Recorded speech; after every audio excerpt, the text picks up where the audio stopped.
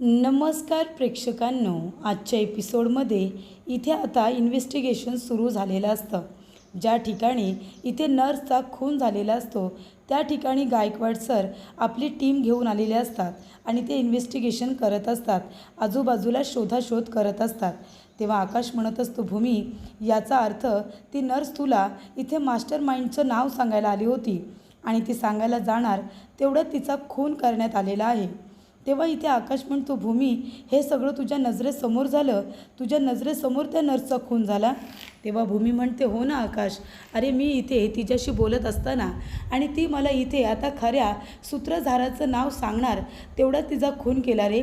आता आपल्याकडे ती एकमेव साक्षीदार होती जी कोर्टामध्ये आपल्या बाजूने साक्ष देऊ शकली असती की तिनेच आपल्या बाळाला किडनॅप केलं होतं म्हणून, तिनेच आपल्या बाळाला इथे आपल्यापासून दूर केलं होतं म्हणून. पण आता कोण आपल्या बाजूने साक्ष देणार असं आता भूमी म्हणत असते. त्यानंतर प्रेक्षकांनो, इथे भूमी म्हणत असते की आकाश, त्या नर्सचा खून झाला, ती खाली कोसळली आणि तेवढ्यातच इथे ही गोष्ट मला आता गायकवाड सरांना सांगायची होती.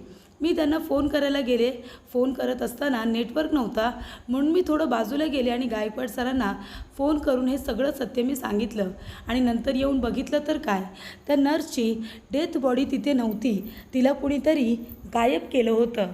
तेव्हा इथे आकाश म्हणत असतो, पण एवढ्या कमी वेळामध्ये त्या नर्सला कसं काय गायब केलं असेल. तेव्हा इथे गायकवाड सर म्हणतात, हो ना, आणि तिथे काही ब्लड वगैरेसुद्धा सापडलेलं नाही आहे, सॅम्पल वगैरे अजिबात काही सापडलेलं नाही आहे. म्हणजे त्या नर्सला इथे अलगद उचलून या ठिकाणावरून गायब करण्यात आले. त्यामुळे इथे गायकवाड सर म्हणतात की कदाचित तो माणूस इथे पुन्हा का आला असेल माहिती आहे का, त्याने येऊन दुसऱ्यांदा वार केला कारण ती नर्स जिवंत राहायला नको.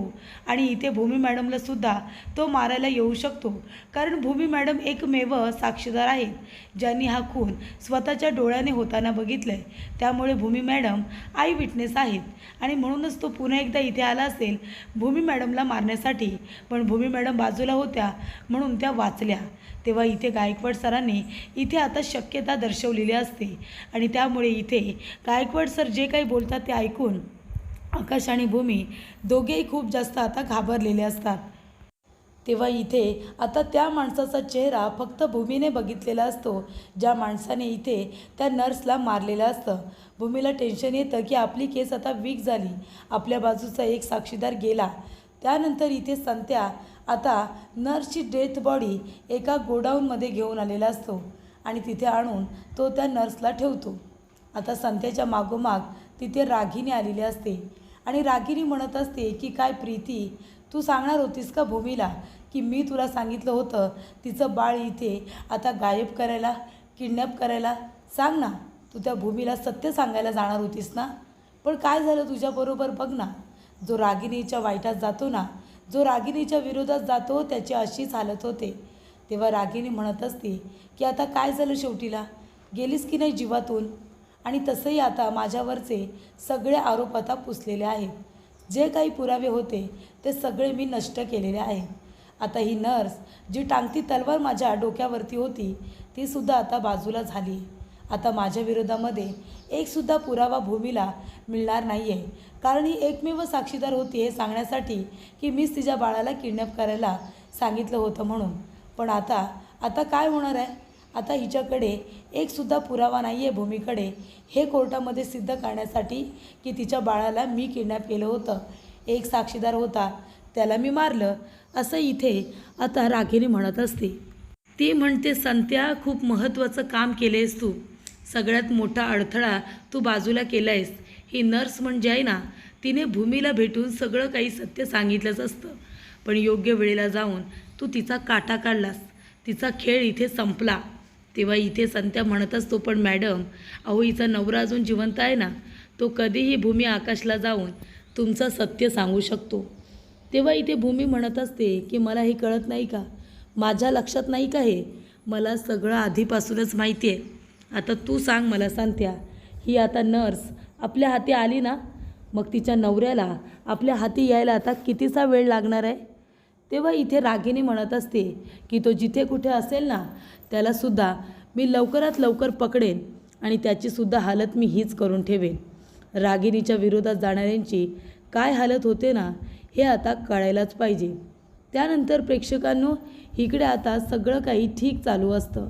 इन्व्हेस्टिगेशन सुरू असते. आकाश आणि भूमी दोघेही जण म्हणत असतात, पण गायकवाड सर, हे सगळं कुणी केलं असेल? म्हणजे अचानकपणे तो गुंड येतो काय आणि त्या नर्सला मारून जातो काय? ती माणसं असतील तरी कोण? तेव्हा इथे गायकवाड सर म्हणत असतात की त्या लोकांची खूप मोठी टोळी होती. ते लोक इथे मुलं किडनॅप करायचे, त्यांना विकायचे, त्यांची खूप मोठी टोळी होती. आता मला असं वाटते की त्यांचे खूप जास्त इथे आता वैरीसुद्धा असतील, बरोबर की नाही? त्यांचे दुश्मनसुद्धा असतील, जे त्यांना वेळोवेळी इथे त्रास देत असतील.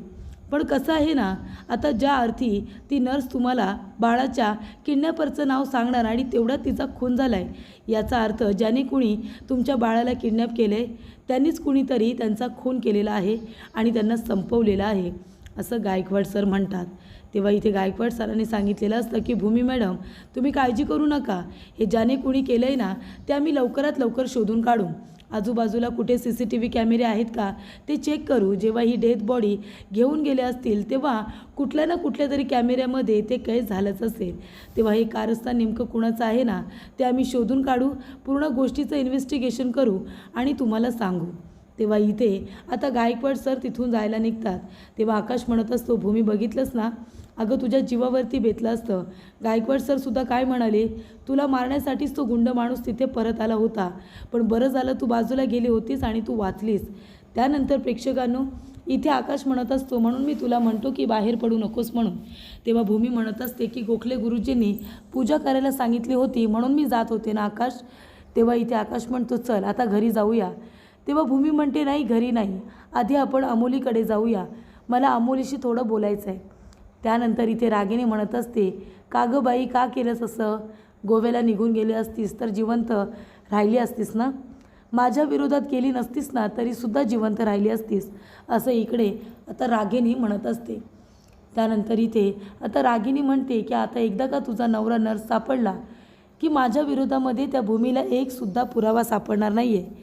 हे सगळं मीच केलं आहे, मीच तिचं बाळ तिच्यापासून कसं दूर ठेवलं आहे हे तिला कळणारसुद्धा नाही आहे. पण आता प्रेक्षकांनो, देव जास्त लांब नाही आहे, प्रत्येकाला त्याच्या गुन्ह्याची शिक्षा ही मिळतेच आणि ती रागिनीला सुद्धा लवकरच मिळणार आहे. रागिनी म्हणते, भूमी सोडणार नाही आहे मी तुला, तुझं बाळ तुला कधीच मिळणार नाही, तुला तुझ्या बाळाचा आनंद सुख कधीच बघता येणार नाही. त्यानंतर इथे भूमी आणि आकाश दोघेजण आलेले असतात अमोलीच्या घरी. तेव्हा अमोली बाळाला खेळवत असते. भूमी बाळाकडे बघते आणि तिला आता दिसतं की ती स्वतः बाळाजवळ बसले आणि ती बाळाला खेळवते, त्याच्याबरोबर आनंदी आहे. हे सगळं भूमीला आता चित्र आपल्यासमोर उभं राहिलेलं दिसतं. तेव्हा इथे आता अमोली बाळाजवळ खेळत असते. तेवढ्यातच अमोलीचं लक्ष जातं आणि अमोली म्हणते की तुम्ही इथे काय करताय? भूमी, आकाश, तुम्ही इथे कशाला आलायत? तर इथे भूमीवरती केलेली केस मागे घ्यायलाच नको होती, का आलात तुम्ही इथे? तेव्हा इथे भूमी आणि आकाश दोघेही पुढे येतात. तेव्हा इथे अमोलीला असं वाटतं की आता भूमी बाळाला पुन्हा घ्यायला आली की काय. तेव्हा अमोली म्हणते, भूमी, तू पुन्हा इथे बाळाला माझ्यापासून आता हिरावून घेण्यासाठी आली आहेस का? सांग ना, का आलीस तू इथे? मी तुला किती वेळा या घरातून जायला सांगते तरीसुद्धा तू सारखी सारखी का येतेस? हे बघ भूमी, मी बाळाला अजिबात तुला घेऊ देणार नाही आहे. बाळाच्या जवळसुद्धा येण्याचा प्रयत्न करू नकोस. मी माझ्या बाळाला तुला कुठेही नेऊ देणार नाही आहे. तेव्हा भूमी म्हणत असते, जरा शांत हो ना अमोली, हे काय बोलतेस तू? तेव्हा आकाश म्हणत असतो, अमोली तू जरा शांत हो, आम्ही इथे तुझं बाळ घेऊन जायला आलो नाही आहोत, आम्ही इथे तुझ्याशी महत्त्वाच्या गोष्टीवरती बोलायला आलो. क्षितिजाला आम्ही कुठेही घेऊन जाणार नाही. मी काय बोलते ते ऐकून तरी घे ना.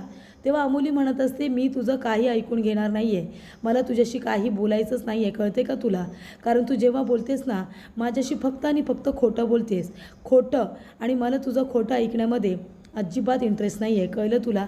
नाही ऐकून घ्यायचं आहे. तू गेलीस तरी चालेल, तू नाही गेलीस ना तर मी गीतांजली मॅमला फोन करे ना. तेव्हा इथे अमोली म्हणत असते की जर तुला माझ्याशी काही बोलायचं असेल तर वकिलांथ्रू बोलायचं, नाहीतर कोर्टामध्ये तारीख आहे ना, जे काही बोलायचं तर तिथे बोलायचं, पण तू माझ्या बाळाला माझ्यापासून असं हिसकावून घेऊ शकत नाही, कळलं ना? आधी मी पोलिसांना बोलावलं होतं, आता पुन्हा वेळ लागणार नाही मला पोलिसांना बोलवायला. तेव्हा इथे भूमी म्हणते, अगं ऐकून तरी घे ना मी काय बोलतोय ते. तेव्हा आकाश म्हणतो, अमोली अगं जरा शांत राहा, आम्ही निदान काय बोलतोय ते ऐकून तरी घे. आम्ही इथे क्षितिजासाठी आलो नाही आहोत. तुला माहिती आहे, ज्या नर्सने क्षितिजाला किडनॅप केलं होतं ज्या नर्सला माहिती होतं की हे बाळ भूमीचं आहे, त्या नर्सचा खून झाला आहे. कळते का तुला अमोली? त्या नर्सचा खून झाला आहे.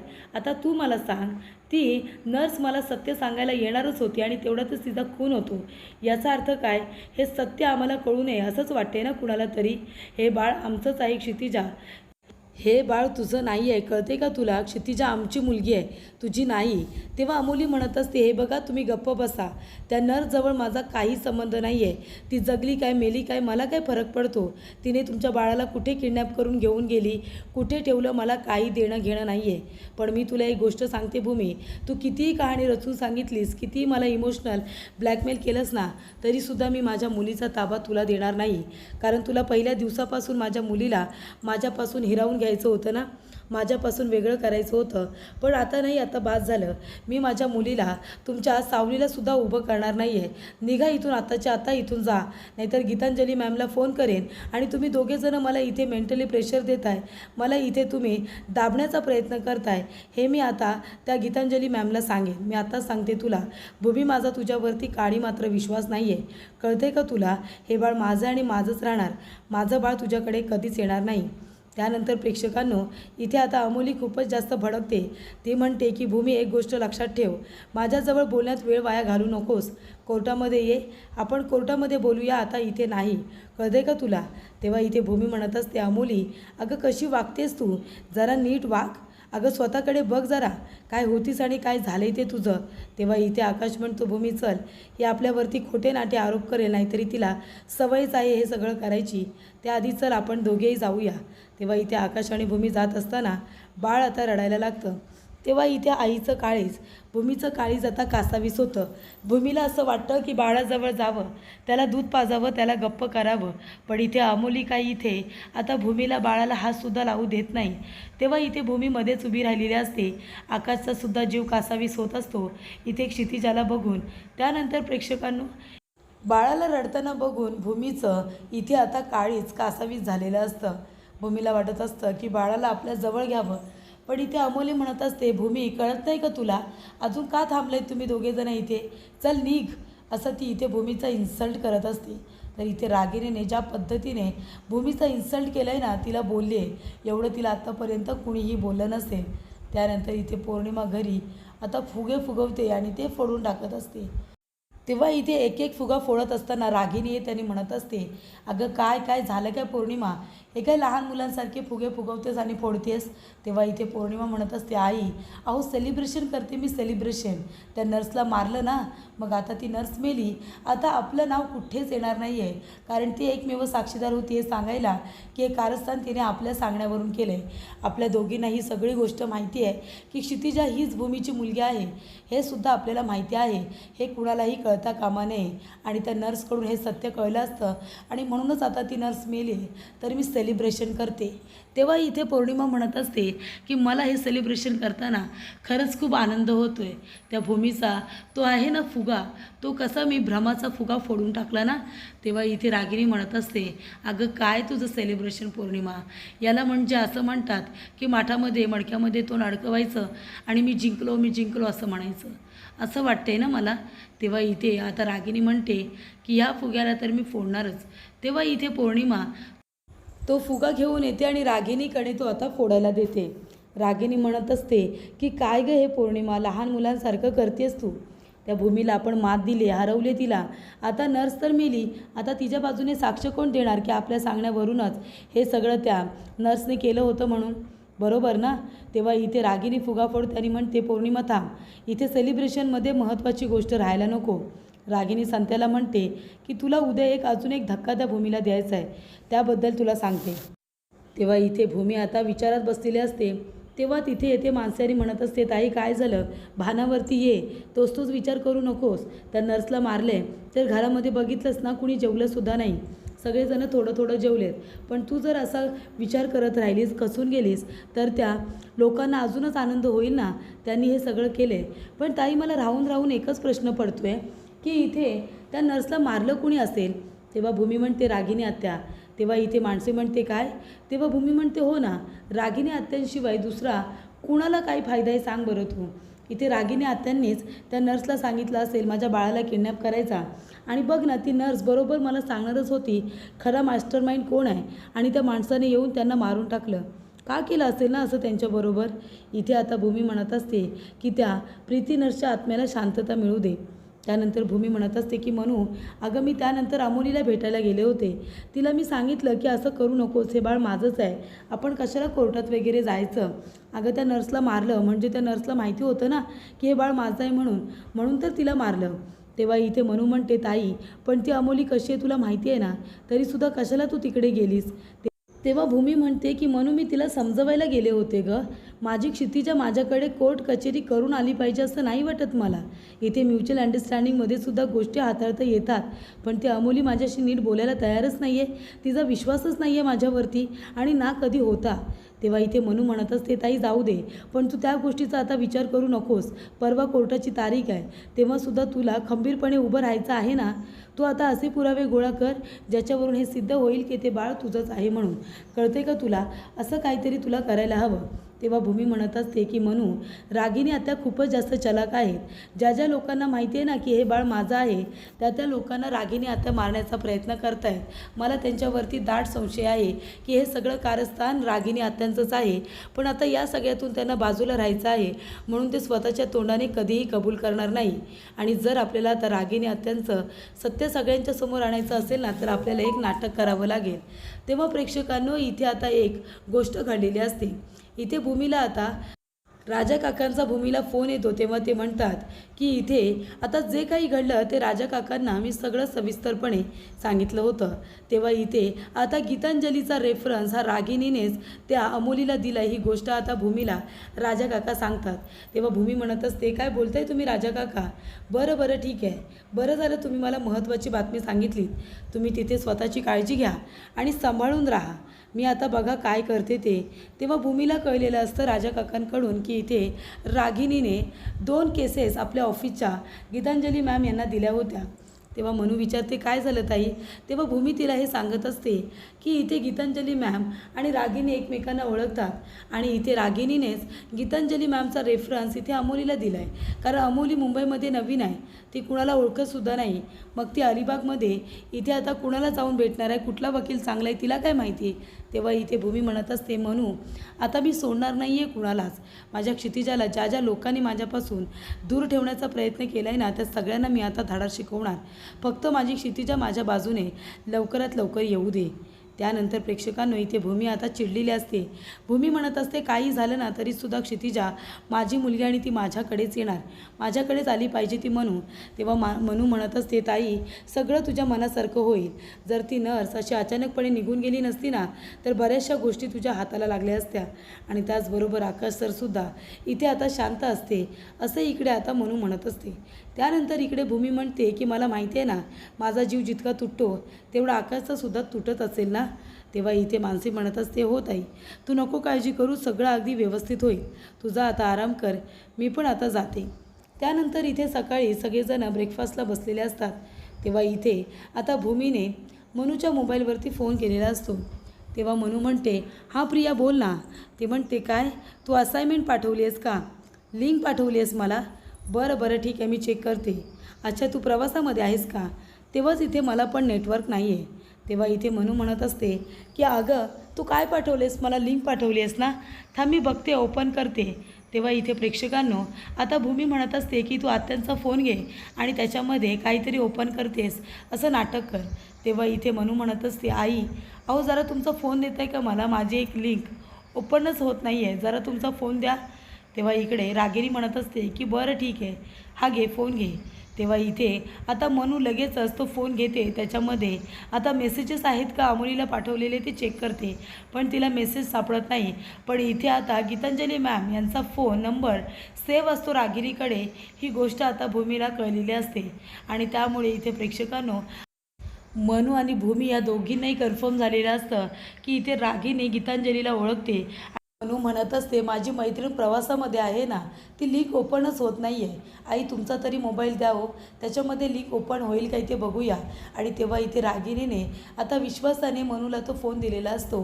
कारण मनू काय म्हणते, मी तुमच्या समोरच इथे आता फोनवरती लिंक ओपन करते हा, तुम्ही फोन बाजूला घेऊन जात नाही आहे, तुम्ही प्लीज माझ्यावरती विश्वास ठेवा. आणि म्हणूनच इथे रागिनीने तिला हा आता फोन दिलेला असतो.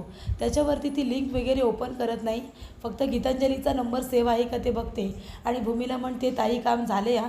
तेव्हा भूमी म्हणते, ठीक आहे मनू, आता मी फोन ठेवते, तू थोडा वेळ ती लिंक ओपन केले असं बघ आणि ते वाच. असं करून मग नंतर तो मोबाईल रागिनी आत्यांना दे, म्हणजे त्यांना संशय येणार नाही. कळलं का तुला? तेव्हा इकडे आता मनू म्हणत असते, हो हो ठीक आहे, ठीक आहे प्रिया, ठीक आहे, असं ती आता भूमीजवळ बोलत असते. पण मुद्दामून प्रियाजवळ बोलण्याचं नाटक करत असते. त्यामुळे इथे आता मनूला कळलेलं असतं की इकडे आता गीतांजली मॅम यांना रागिनी आत्या आधीपासूनच ओळखतात. कारण इथे राजकाकांनी सांगितल्याप्रमाणे कंपनीच्या 2 केसेस त्यांना लढायला दिलेल्या असतात. त्यानंतर प्रेक्षकांनो, इथे आता मनू रागिनीजवळ बोलण्याचं नाटक करत असते. ती म्हणत असते की ठीक आहे, आता मी तुला इथे असाइनमेंट ज्या पाठवल्या होत्या ती लिंक मी ओपन केली आणि बघितल्या, सगळ्या बरोबर आहे. तेव्हा इथे रागिनी आता त्यांच्याकडे रागाने बघत असते.